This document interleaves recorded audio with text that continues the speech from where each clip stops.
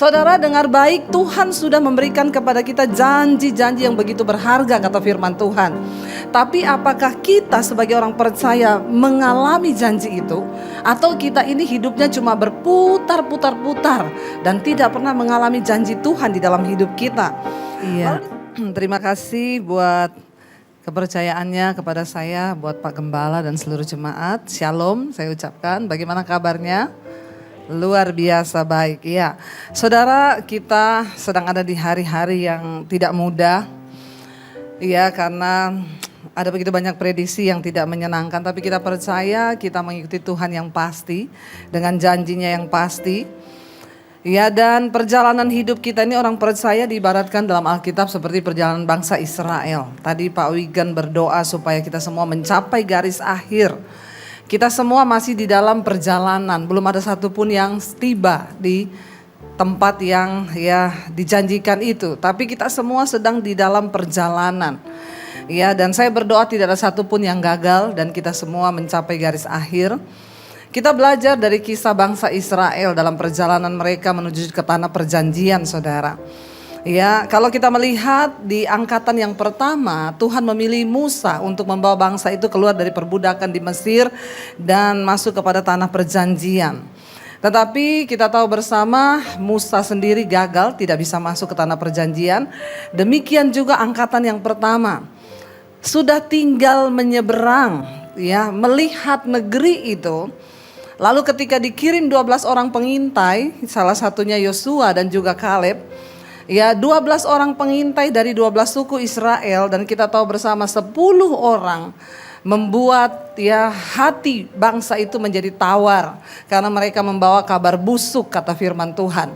Tetapi 2 orang Yosua dan Kaleb membawa kabar yang baik, tetapi akhirnya bangsa itu kemudian memberontak dan melempari Musa dengan batu, dan mereka berkata, "Mending kita kembali ke Mesir. Kenapa engkau bawa kami ke sini untuk kami mati di padang gurun?" Dan hari itu juga Tuhan berfirman, "Karena engkau tidak percaya kepadaku, maka saat ini engkau akan berputar selama 40 tahun. Sudah di depan mata loh tanah perjanjian.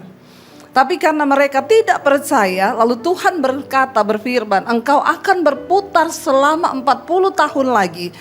Dan satu angkatan ini semua akan mati di padang gurun. Kecuali yang berumur 20 tahun ke bawah itu yang melihat tanah perjanjian." Penghukumannya tragis, saudara. Satu angkatan yang keluar dari Mesir tidak ada yang bisa masuk ke tanah perjanjian sehingga mereka berputar selama 40 tahun di padang gurun. Dan ketika Musa mati, Tuhan mengangkat Yosua. Mari kita baca bersama Yosua pasal yang pertama. Judul perikopnya perintah Tuhan kepada Yosua untuk merebut tanah Kanaan. Sesudah Musa hamba Tuhan itu mati, berfirmanlah Tuhan kepada Yosua bin Nun, abdi Musa itu demikian, "Hambaku Musa telah mati.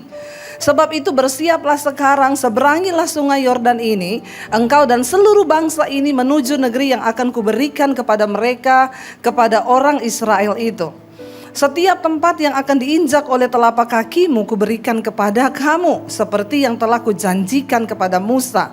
Dari padang gurun dan gunung Libanon yang sebelah sana itu sampai ke sungai besar, yakni sungai Efrat, seluruh tanah orang Het sampai ke laut besar di sebelah matahari terbenam, semua itu akan menjadi daerahmu."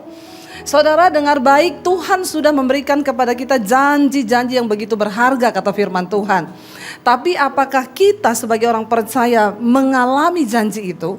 Atau kita ini hidupnya cuma berputar-putar-putar dan tidak pernah mengalami janji Tuhan di dalam hidup kita? Lalu dikatakan di sana, nanti kita akan belajar ayat yang ke-5, "Seorang pun tidak akan dapat bertahan menghadapi engkau seumur hidupmu." Tuhan memilih Yosua untuk menggantikan Musa. Dan Yosua ini kurang pede, dia nggak percaya diri. Ya, ada begitu banyak pertanyaan. Iya, kalau orang Israel percaya bahwa aku diutus Tuhan. Tuhan harus menguatkan iman Yosua dulu. Karena dia akan membawa 2 juta orang bangsa Israel yang nggak main-main. Ini bangsa nenek moyangnya, orang tuanya sudah binasa nih di padang gurun. Tersisa yang berumur 20 tahun ke bawah nih. Apakah mereka juga punya iman yang sungguh-sungguh untuk melihat janji Tuhan? Jadi Tuhan harus menguatkan Yosua supaya Ketika dia seorang pemimpin punya iman yang kuat, maka yang dipimpin juga akan kuat ya. Makanya kita hamba-hamba Tuhan terlebih dahulu ya Pak Wigan ya, punya iman yang kuat. Supaya jemaat yang kita pimpin itu juga punya iman yang kuat. Kalau pendetanya aja sudah loyo, bagaimana jemaatnya? Ya, kita memang harus ya, dikatakan di sini Tuhan menguatkan hati Yosua. Dia bilang tidak ada seorang pun dapat bertahan menghadapi engkau seumur hidupmu. Seperti aku menyertai Musa, demikianlah aku akan menyertai engkau. Aku tidak akan membiarkan engkau dan tidak akan meninggalkan engkau. Ayat yang ke-6, kuatkan dan teguhkanlah hatimu. Sebab engkaulah yang akan memimpin bangsa ini untuk memiliki negeri yang kujanjikan dengan bersumpah kepada nenek moyang mereka untuk diberikan kepada mereka. Saudara, hari ini saudara dan saya, kita semua terpanggil untuk bisa menggenapi janji Tuhan. Sebagai kepala keluarga, engkau dipanggil oleh Tuhan untuk bawa istri dan anak-anakmu. Sebagai orang tua, kita dipanggil oleh Tuhan. Ayo kita sama-sama berjalan dengan iman. Tahun 2023 ada begitu banyak janji Tuhan yang harus kita raih. Amin saudara. Karena Tuhan berkata di akhir zaman Dia akan memberkati orang benar untuk menjadikan hidup kita ini menjadi kesaksian bagi banyak orang. Lalu Dia katakan kepada Yosua ayat yang ke-6, teguhkan dan kuatkanlah hatimu. Ya, hari ini biar kita semua teguhkan dan kuatkan hati kita. Ya, di sana dikatakan ayat yang ke-7, Tuhan ulangi lagi. Ayat yang ke-7, perhatikan Tuhan ngomong lagi ke Yosua, hanya apa? Kuatkan dan teguhkanlah hatimu dengan sungguh-sungguh. Bertindaklah hati-hati sesuai dengan seluruh hukum yang telah diperintahkan kepadamu oleh hambaku Musa. Jangan menyimpang ke kanan atau ke kiri. Ya, supaya engkau beruntung kemanapun engkau pergi. Saudara, kenapa kira-kira Tuhan mengulang berkali-kali kalau kita lihat di pasal ini, kuatkan dan teguhkan hatimu. Karena tidak main-main. Begitu tongkat estafet diserahkan kepada Yosua, tantangan besar di depan yaitu apa? Yosua harus membawa bangsa ini menyeberangi sungai Yordan. Yang tidak kecil, bukan kali, sungai. Sungai itu besar dan airnya juga besar. Tantangannya seperti Musa saudara, di depan ada laut yang begitu besar. Kenapa Tuhan berulang kali berkata kepada Yosua, kamu harus kuatkan dan teguhkan hatimu, supaya ketika engkau kuat dan teguh, 2 juta orang Israel ini juga imannya teguh. Kenapa? Karena di depan mereka ada sungai Yordan yang harus diseberangi. Kita lompat sekarang Yosua pasal yang ketiga. Itu tadi baru pembukaan saudara ya. Yosua pasal yang ketiga, akhirnya singkat cerita nanti saudara di rumah baca ya. Makanya baca Alkitab biar kita tahu kisah di Alkitab. Jangan main comot. Kita suka comot-comot ayat ini tapi kita nggak tahu latar belakang dari ayat firman Tuhan itu. Ayat yang Yosua pasal yang ketiga, menyeberangi sungai Yordan. Ayat yang pertama, Yosua bangun pagi-pagi. Mereka ini di perkemahan saudara. 2 juta orang itu berkemah di tepi sungai Yordan. Mereka akan masuk tanah Kanaan setelah mereka menyeberangi sungai itu. Di sebelah itu mereka akan masuk ke Yeriko dan lain sebagainya, itu negeri-negeri yang Tuhan janjikan. Dikatakan di sana Yosua bangun pagi-pagi, lalu ia dan semua orang Israel berangkat dari Sitim dan sampailah mereka ke sungai Yordan. Maka bermalamlah mereka di sana sebelum menyeberang. Setelah lewat 3 hari, para pengatur pasukan menjalani seluruh perkemahan dan memberi perintah kepada bangsa itu, katanya, segera sesudah kamu melihat tabut perjanjian Tuhan Allahmu itu yang diangkat oleh para imam yang memang suku Lewi, maka kamu harus juga berangkat dari tempatmu dan mengikutinya. Satu petunjuk yang Tuhan berikan, ikuti kemana tabut perjanjian itu dibawa. Tabut perjanjian bicara tentang hadirat Tuhan. Saudara, kalau dalam hidup kita tidak ada lagi hadirat Tuhan, kita tidak mungkin akan mengalami tuntunan Tuhan. Katakan amin. Banyak orang buntu hari-hari ini bertanya, Bu, bagaimana saya mengerti bisnis yang benar? Bagaimana saya mengerti rumah tangga yang benar? Bagaimana saya mengerti pelayanan yang benar? Saya bilang, cari hadirat Tuhan. Ketika engkau berada di dalam hadirat Tuhan bicara tentang kehadiran Tuhan. Hadirat Tuhan berbicara tentang ada perkenanan Tuhan di sana. Satu-satunya yang menjadi petunjuk bagi bangsa ini untuk mereka berjalan menyeberangi sungai Yordan dan masuk ke negeri yang mereka tidak kenal, cuma satu, dikatakan ingat, lihat tabut itu. Kemanapun tabut itu pergi, kamu harus mengikuti tabut itu. Dan di sana dikatakan saudara, ya ayat yang keempat dikatakan, hanya antara kamu dan tabut itu harus ada jarak kira-kira 2000 hasta panjangnya. Janganlah mendekatinya, maksudnya supaya apa? Kamu mengetahui jalan yang harus kamu tempuh, sebab jalan itu belum pernah kamu lalui dahulu. Di dalam hidup kita ini ada begitu banyak jalan yang tidak kita mengerti. Bahkan di depan kita ada banyak-banyak jalan yang belum pernah kita lalui. Tapi banyak orang Kristen begitu sombong menjalani hidup, menjalani jalannya dengan kekuatan dan hikmatnya sendiri tanpa pernah menyertakan Tuhan. Bahkan hebatnya banyak orang Kristen bikin jalan baru. Iya apa iya? Katakan kanan kirimu, jangan bikin jalan baru, ikuti Tuhan. Ya, jangan bikin jalan sendiri. Kenapa? Karena Tuhan Maha tahu, kita sok tahu. Ya, amin. Ketika engkau mau menikah, pilih yang sesuai dengan kriteria Tuhan. Waktu engkau mau berusaha, mau berbisnis, berdoa minta tuntunan Tuhan. Jangan pernah lupa. Ya, dikatakan jaga jarak antara tabut itu. Artinya apa? Engkau tidak boleh hilang pandang dari tabut itu. Tabut itu harus selalu kelihatan di hidupmu. Supaya apa? Maksudnya supaya kamu mengetahui jalan yang harus kamu tempuh. Sebab jalan itu belum pernah kamu lalui. Di depan kita ada begitu banyak rahasia.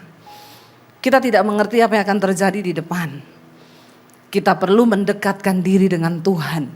Dengan tabut itu, dengan hadirat Tuhan.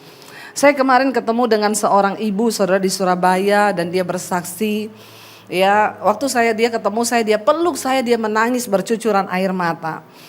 Saya bilang, ibu kenapa ibu menangis begitu? Terima kasih Bu Debi, mesbah doa, mesbah syukur, seluruh khotbah-khotbah ibu itu sangat menguatkan saya. Lalu dia mulai cerita, singkat cerita dia tuh dulu ibu sosialita yang kerjaannya ganti-ganti tas, ratusan juta bahkan miliar. Ya, kalau jam 10 malam tuh dia keluar rumah untuk dugem. Kadang anaknya waktu itu masih kecil, halangi dia di depan mobil, mami jangan pergi dugem. Dia buka kaca teriak, kamu minggir gak? Mami tabrak lo kalau gak minggir. Bayangkan saudara, akhirnya dia pergi dugem. Suaminya bilang, di rumah aja, mau cari apa di luar? Minggir, pokoknya gak ada satu orang pun yang bisa menasihati dia. Singkat cerita dia menjalani hidup dengan keinginannya, dia bikin jalan sendiri, dia tidak pernah cari Tuhan. Singkat cerita di awal pandemi dia divonis dokter kena kanker mulut rahim. Waktu itu semua tutup di Indonesia karena kebetulan suaminya orang Kanada. Suaminya bawa dia berobat, cuma Dubai satu-satunya negara yang buka dan tidak pakai apa segala macam untuk COVID dan lain sebagainya. Jadi dia bisa bawa istrinya ke sana. Ketika diperiksa saudara, ya luar biasa, dia mengalami kesakitan yang begitu luar biasa. Sampai kanker itu sudah menyebar dan ususnya pecah. Dan kotorannya itu tumpah di mana-mana dan dokter harus bikin ususnya itu di lubang perutnya untuk bikin kantong pembuangan di luar. Dia marah sama Tuhan, dia bilang kenapa saya kena begini Tuhan, apa yang sudah saya buat, tidak ada pertobatan. Suaminya bilang berdoa. Kamu tanya Tuhan kenapa kamu menghadapi gini. Dan suaminya itu sabar bersihin kotorannya. Kalau kantongnya itu tergeser, dia bilang bu saya jijik dengan saya punya kotoran sendiri. Saya tutup muka pakai bantal, suami saya itu bersihkan. Ya semua kotoran saya tuh, saya sampai tanya sama suaminya, Pak, satu hal yang saya mau tanya, kenapa Bapak bisa melakukan itu? Satu, yang pertama bu, karena janji nikah. Seringkali orang itu mengucapkan janji nikah dengan ketawa ketiwi, senang. Aku akan mendampingimu dalam suka dan duka, dalam sehat dan sakit. Tapi kita kurang memahami bahwa ternyata janji nikah itu berat sekali. Ketika sakit kita tidak boleh meninggalkan pasangan kita. Wow, saya sampai meneteskan air mata mendengar itu. Dia bilang yang kedua, Bu, kita tidak tahu hidup ini. Mungkin hari ini istri saya yang sakit dan kebetulan dia yang kena sakit. Tapi bisa jadi besok atau tahun depan sayalah yang mengalami itu. Dan Yesus mengajarkan apapun yang engkau perbuat, engkau ingin orang perbuat kepadamu, perbuatlah itu juga kepada orang lain. Hanya itu yang memberikan saya kekuatan untuk bisa melayani istri saya. Dia suruh istrinya berdoa, istrinya gak mau berdoa. Suruh baca Alkitab, gak mau baca Alkitab. Sampai suaminya tuh bingung, saudara. Lalu ada seorang teman mengirimkan khotbah saya kepada istrinya dengan judul Akibat Dosa Tersembunyi.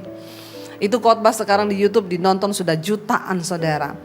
Dia bilang waktu saya nonton khotbah ibu yang judulnya Akibat Dosa Tersembunyi itu, saya dijamah Tuhan. Saya menangis di kamar saya, Bu.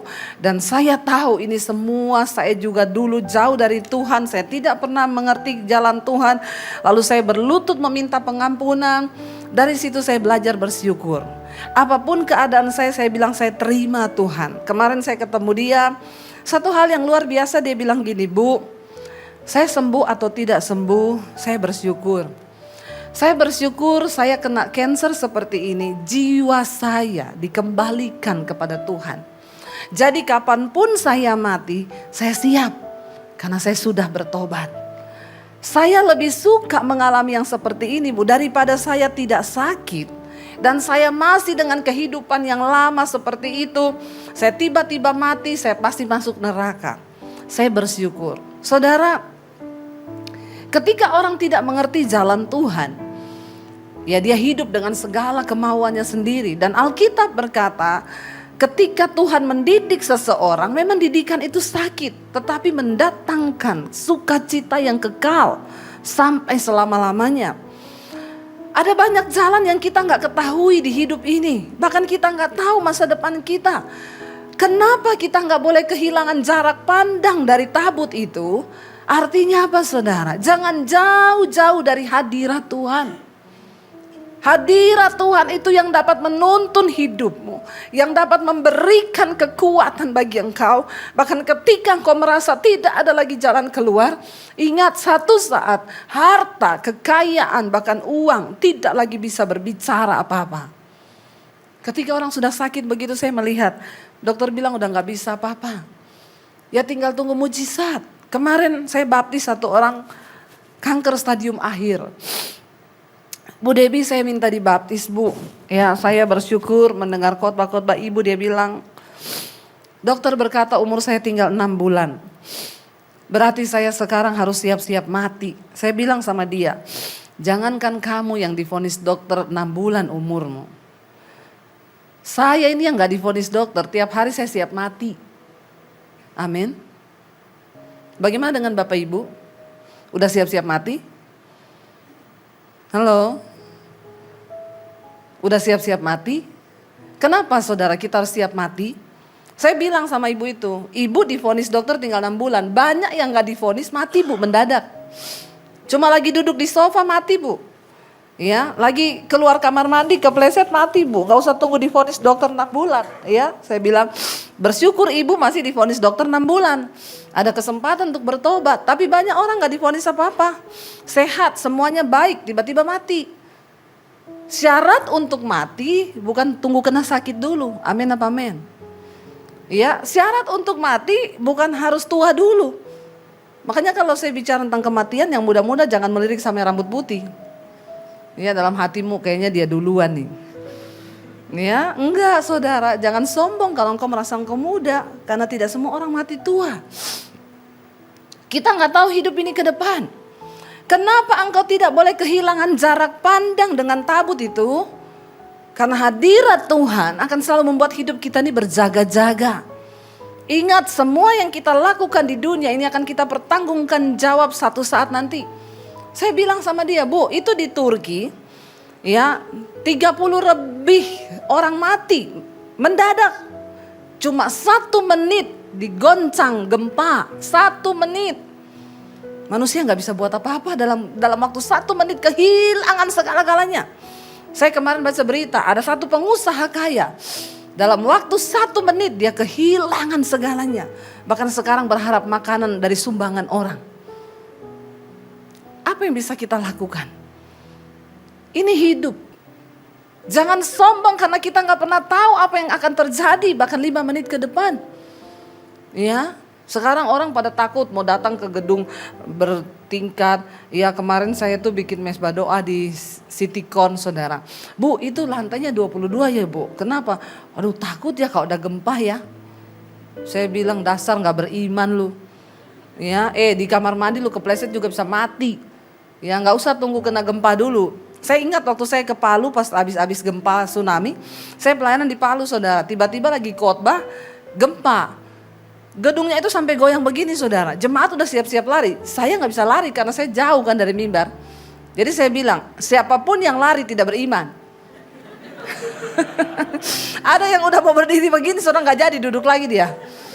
Ya, saya bilang, saya lihat dari sini loh. Saya nggak lari loh ini ya. Kita kalau mati sudah masuk surga semua ya. Jadi dia duduk terus di situ, nggak bisa lari, saudara. Tapi ya buktinya nggak juga apa-apa gitu ya. Kalau belum waktunya mati tidak akan mati. Sekarang orang semua serba ketakutan. Waduh, jangan-jangan. Daripada kamu ketakutan, lebih baik siap-siap. Kok nggak ngomong? Daripada hidup ketakutan, lebih baik siap. Ngomong mati aja pada takut loh. Kelihatan imannya ini seberapa. Ya, kita harus siap-siap, saudara, karena kita nggak pernah tahu. Makanya jangan kehilangan jarak pandang dengan hadirat Tuhan. Setiap hari kita harus berada di dalam hadirat Tuhan. Saya bersyukur, saudara, saya bisa nangis di mobil, saya bisa nangis di kamar. Kenapa? Karena ada hadirat Tuhan. Saya bisa selalu menangis karena saya merasakan Tuhan itu ada, Tuhan itu baik, Tuhan itu nyata. Tapi banyak orang datang dan berkata, Bu, saya sudah tidak pernah mengalami hadirat Tuhan, Bu. 1 tahun ini saya gak pernah nangis. Ngeri loh kalau saudara udah gak pernah nangis, itu ngeri, saudara ya. Anda harus nangis karena kebaikan Tuhan. Kita harus nangis karena kebaikan Tuhan, karena kasih setia Tuhan. Di sana dikatakan, ya, hanya antara kamu dan tabut itu harus ada jarak kira-kira 2000 hasta panjangnya. Janganlah mendekatinya, maksudnya supaya kamu mengetahui jalan yang harus kamu tempuh. Sebab jalan itu belum pernah kamu lalui dahulu. Tapi kalau ada hadirat Tuhan gak usah takut. Mau prediksi orang apa 2023, jalan saja asal ada jarak pandang kita dengan hadirat Tuhan. Lalu dikatakan ayat yang kelima, berkatalah Yosua kepada bangsa itu, kuduskanlah dirimu. Perhatikan. Setiap kali mereka akan melakukan sesuatu, kuduskanlah dirimu. Hidup di dalam kekudusan hari-hari ini. Jangan ada yang selingkuh. Jangan ada lagi hal-hal percabulan, kenajisan, homoseksual, lesbian, bertobat. Sekarang dosa itu begitu menyenangkan, saudara. Kuduskan dirimu, kata Tuhan, ya. Sebab besok Tuhan akan melakukan perbuatan yang ajaib di antara kamu. Dan kepada para imam, Yosua berkata demikian, angkatlah tabut perjanjian dan menyeberanglah di depan bangsa itu, ya. Maka mereka dikatakan mengangkat tabut perjanjian dan berjalan di depan bangsa itu, ayat 7. Dan Tuhan berfirman kepada Yosua, pada hari ini, perhatikan. Pada hari inilah aku mulai membesarkan namamu di mata seluruh orang Israel. Jangan kita coba membesar-besarkan nama kita, percuma, gak ada guna. Tapi kalau Tuhan yang membesarkan nama kita, maka itu akan menjadi sesuatu yang kekal. Tapi kalau kita berusaha membesarkan nama kita, Yosua tidak berusaha melakukan apapun, dia hanya melakukan perintah Tuhan. Dan Tuhan yang berkata, mulai hari ini, kata Tuhan, ya, aku yang akan membesarkan namamu, ya, di tengah-tengah orang Israel. Tuhan yang berfirman, pada hari inilah, ya, aku akan membesarkan namamu di antara seluruh orang Israel, supaya mereka tahu bahwa seperti dahulu aku menyertai Musa, demikianlah aku akan menyertai engkau. Dalam hidup ini yang terpenting itu adalah penyertaan Tuhan. Katakan amin. Waktu Tuhan beserta kita, banyak hal besar akan terjadi, saudara. Lalu dikatakan di sana ayat yang ke-8. Maka kau perintahkanlah kepada para imam pengangkut tabut perjanjian itu demikian. Setelah kamu sampai ke tepi air sungai Yordan, haruslah kamu tetap berdiri di sungai Yordan itu. Lalu berkatalah Yosua kepada orang Israel, datanglah dekat dan dengarkanlah firman Tuhan Allahmu. Lagi Yosua, dari hal inilah akan kamu ketahui bahwa Allah yang hidup ada di tengah-tengah kamu, dan bahwa sungguh-sungguh akan dihalaunya orang Kanaan, orang Het, orang Hewi, orang Feris, orang Girgasi, orang Amori, dan orang Yebus itu dari depan kamu. Sesungguhnya dikatakan di sana, tabut perjanjian Tuhan semesta bumi berjalan menyeberang di depan kamu masuk ke sungai Yordan. Maka sekarang pilihlah 12 orang dari suku-suku Israel, seorang dari tiap suku. Ya, segera sesudah kaki para imam pengangkat tabut Tuhan itu semesta bumi berhenti di dalam air sungai Yordan, maka air sungai Yordan itu akan terputus. Air yang turun dari hulu akan berhenti mengalir menjadi bendungan. Perhatikan baik, Tuhan melakukan metode yang berbeda ketika zaman Musa. Ketika bangsa Israel dibawa oleh Musa, itu mereka masih dari perbudakan di Mesir, tidak tahu tentang Tuhan. Mereka ada di Mesir, di tempat negeri yang penuh penyembahan berhala. Mereka belum tahu tentang apa-apa tentang Tuhan. Jadi ketika di depan ada laut, Tuhan mengeringkan lebih dahulu air laut, baru bangsa itu disuruh menyeberang. Tuhan berkata, Musa ambil tongkatmu, pukul ke laut, lalu jadi jalan. Baru bangsa itu berjalan. Berbeda dengan di sungai Yordan, Tuhan tidak mengeringkan sungai itu. Tuhan mau lihat imannya orang Israel setelah 40 tahun mereka dibawa berputar di padang gurun. Apakah mereka sudah sungguh-sungguh percaya? Sekalipun ada air, para imam lebih dulu harus masuk ke dalam air itu. Dan mereka tidak boleh diam saja. Bangsa Israel harus mengikuti dalam keadaan air sungai Yordan sedang mengalir dengan deras-derasnya. Hari ini saudara, apakah imanmu sudah tumbuh atau cuma begitu-begitu saja dari tahun ke tahun? Jangan jadi orang Kristen pas-pasan. Jadilah orang yang punya iman yang bertumbuh. Tuhan, apapun kesulitan yang ada di depanku, aku percaya tangan Tuhan cukup untuk menyertaiku. Itu orang yang punya iman. Ibu yang bersaksi kepada saya kena cancer. Dulu dia cuma sibuk bertanya, kenapa Tuhan aku begini, kenapa. Tapi ketika dia berjumpa dengan hadirat Tuhan, Tuhan menjamah dia, imannya berubah. Dia bilang apa? Aku sembuh atau tidak, aku mati ataupun aku hidup, Tuhan itu tetap baik bagiku. Hadirat Tuhan akan membuka mata rohani kita. Hadirat Tuhan akan membuat kita bisa melihat perkara-perkara bahkan yang tidak kita mengerti. Waktu engkau dekat dengan hadirat Tuhan, imanmu tumbuh. Engkau gak jadi orang Kristen yang lemah. Ada masalah engkau hadapi bersama dengan Tuhan. Duduk di kaki Tuhan, minta penyertaan Tuhan. Bangsa Israel, Tuhan gak keringkan air sungai Yordan. Tapi Tuhan bilang, melangkah, masukkan kakimu ke dalam air itu. Coba kalau mereka bilang, aduh Tuhan, airnya deres loh. Jangan main-main loh Tuhan. Ya lalu mungkin imam, kamu duluan loh, kamu duluan. Wah, jalan 40 tahun lagi mereka pasti. Tapi kali ini iman mereka sudah teruji. 40 tahun sudah cukup. Mereka melihat dengan mata kepala orang tua mereka habis mati di padang gurun. Akibat dari ketidakpercayaan mereka kepada Tuhan. Kali ini mereka berbeda saudara. Dan Tuhan melihat itu. Di dalam hidup ini mungkin kita akan melihat, kenapa ya Bu, saya sudah dekat sama Tuhan loh, tapi kok persoalan itu datang. Alkitab berkata, berbahagialah engkau apabila engkau jatuh dalam berbagai-bagai pencobaan, karena engkau tahu bahwa ujian terhadap imanmu itu menimbulkan ketekunan. Amin. Yang tidak ada pencobaan saya doakan biar ada pencobaan. Supaya imannya tumbuh, amin. Iya dong, ya. Iman kita sehat kalau kita menghadapi pergumulan. Jangan tidak suka dengan pergumulan. Ya, waktu kita difitnah, waktu kita dihina, waktu kita dikata-katain, waktu kita mengalami hal yang buruk, bersyukur dan bilang, Tuhan, bahwa aku mengerti apa maksud Tuhan di balik semua yang aku alami ini. Tuhan tidak mengeringkan air sungai Yordan, tapi Tuhan bilang, jalan, masuk ke dalam air itu.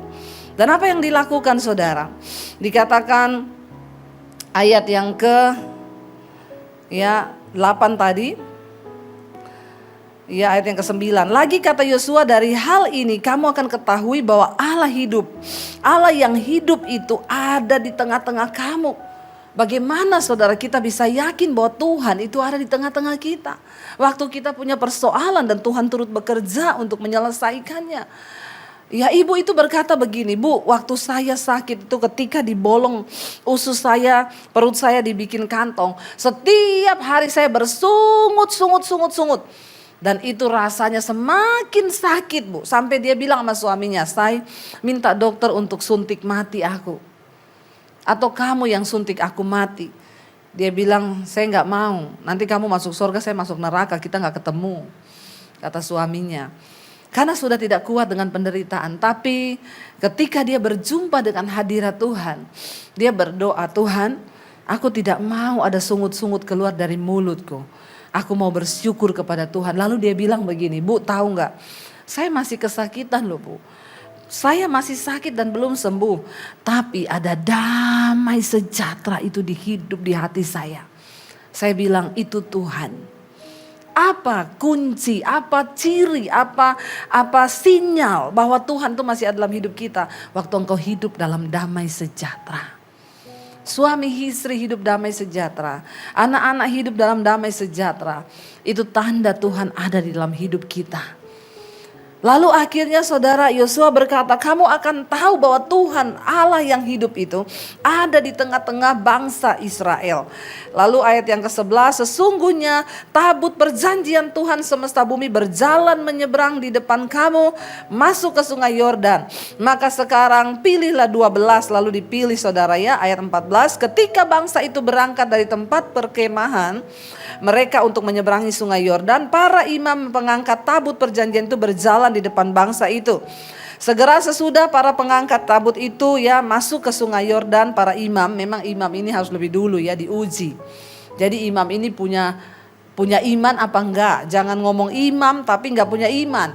Makanya imam yang harus masuk duluan. Ya, jadi jemaat lihat dari belakang. Ini imamnya tenggelam enggak ya? Hanyut enggak ya? Kalau imamnya hanyut dan tenggelam maka jemaat lari kocar kacir. Begitulah jemaat, ya enggak? Ya kalau imamnya tenggelam boro-boro ditolong, yang ada diteriakin. Enggak punya iman gitu ya, tapi jemaat di sini tidak, amin. Insya Allah. Ya, lalu dikatakan saudara, ya segera sesudah para pengangkat tabut itu sampai ke sungai Yordan. Dan para imam pengangkat tabut itu mencelupkan kakinya ke dalam air di tepi sungai itu. Sungai Yordan itu sebak sampai meluap sepanjang tepinya selama musim menuai. Maka berhentilah air itu mengalir. Air yang turun dari hulu melonjak menjadi bendungan jauh sekali di dekat Adam, kota yang terletak di sebelah Sartan. Sedang air yang turun ke laut Araba, yakni ke laut Asin, terputus sama sekali. Lalu menyeberanglah bangsa itu di tentangan Yeriko. Wow, enggak saudara? Saya berharap kita ini membaca ini sambil wow, jangan gini, itu dongeng Bu. Ada orang Kristen yang menganggap cerita Alkitab itu dongeng loh. Ya, emang benar itu? Kira-kira benar enggak ya? Ada enggak yang tahu? Waktu engkau berpaling kepada Allah, percayalah bahwa Allah itu ada dan dia hidup. Enggak usah tawar-menawar, apa yang Alkitab tulis itu benar-benar terjadi. Sejarahnya, tempatnya, saudara yang pernah ke sungai Yordan, saudara pernah lihat, tapi kan sekarang juga ukurannya tidak seperti yang dulu ya. Sudah menyusut saudara. Lalu berhenti air itu, ayat 17. Tetapi para imam pengangkat tabut perjanjian Tuhan itu tetap berdiri di tanah yang kering di tengah-tengah sungai Yordan, sedang seluruh bangsa Israel menyeberang di tanah yang kering sampai seluruh bangsa itu selesai menyeberangi sungai Yordan. 2 juta orang dibawa menyeberang sungai. Luar biasa, saudara. Seperti halnya Tuhan sudah menyertai Musa dan Yosua, Tuhan pun rindu menyertai hidup kita hari-hari ini. Yang terpenting adalah mari kita punya level iman yang semakin hari semakin mendekatkan diri dengan Tuhan. Dan kuduskanlah dirimu, kata firman Tuhan.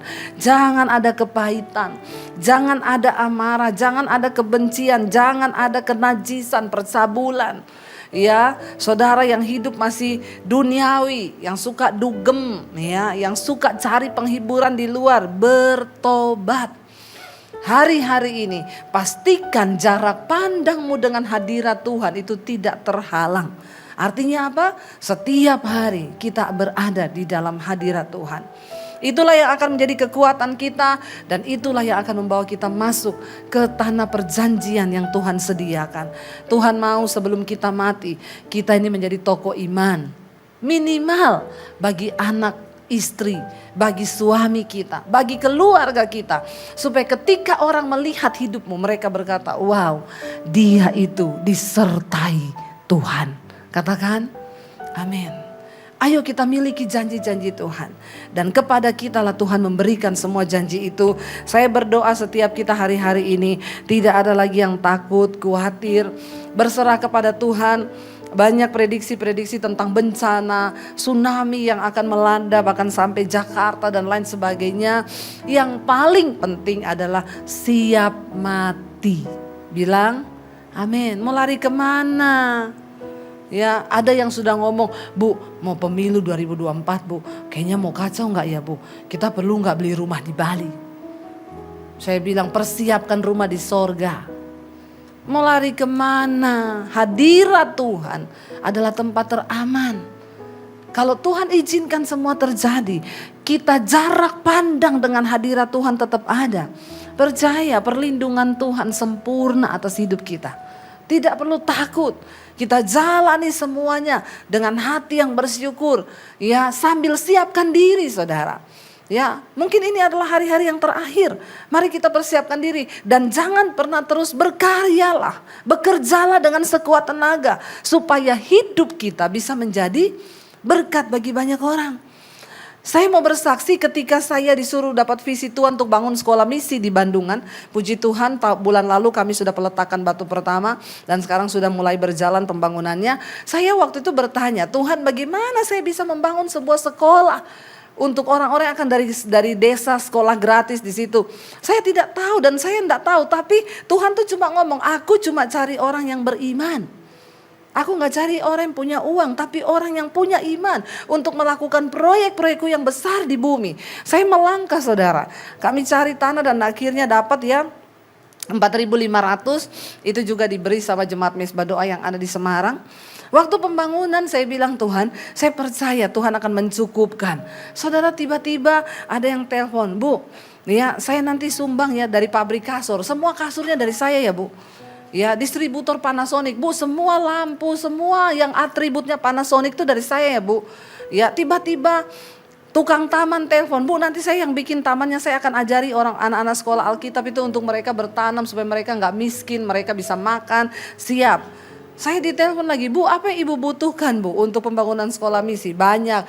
Ya udah, mulai sekarang saya ambil alih ya seluruh buat material pembangunannya. Jadi hari ini saya mau bersaksi depan saudara, Tuhan sudah mencukupi semuanya. Apa yang Tuhan katakan waktu kita berjalan dengan iman di luar logika loh. Kok nggak ada yang wow ya? Wow ya saudara ya. Wow loh, saya tuh meneteskan air mata loh saudara, melihat karya Tuhan. Saya gak perlu cari dana, mengedarkan proposal, tolong sumbang ya Pak, tolong gini. No, kalau itu dari Tuhan, maka Tuhan yang akan turut bekerja. Bagian kita, jalani aja. Saya melihat apa yang Tuhan buat begitu luar biasa. Dan hari ini saudara, Tuhan hanya melihat iman di hati kita.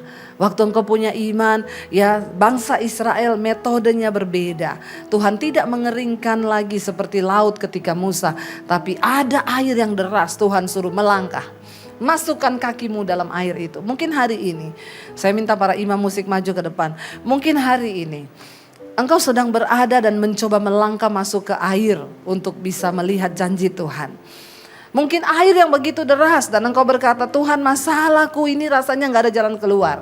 Mungkin engkau sedang berkata, Tuhan persoalan rumah tanggaku, masalah keuanganku rasanya berat. Dengar hari ini saudara, Tuhan sanggup menjawab lebih dari yang engkau doakan. Tuhan sanggup mendengar lebih dari yang kita harapkan. Biar hari ini kita mau sama-sama berkata kepada Tuhan pujian ini, ya Yesus mendengar lebih dari yang kita doakan. Yesus menjawab lebih dari yang kita harapkan. Saudara, terima kasih sudah menyaksikan channel saya dan saya berharap semua khotbah-khotbah saya menjadi berkat. Jangan lupa subscribe channel hanya di Debbie Basjir TV. Ya, bukan yang lain. Catat Debbie Basjir TV. Hanya di Debbie Basjir TV. Jangan lupa like, subscribe dan bagikan ini kepada teman saudara agar semakin banyak orang diberkati. Tuhan memberkati.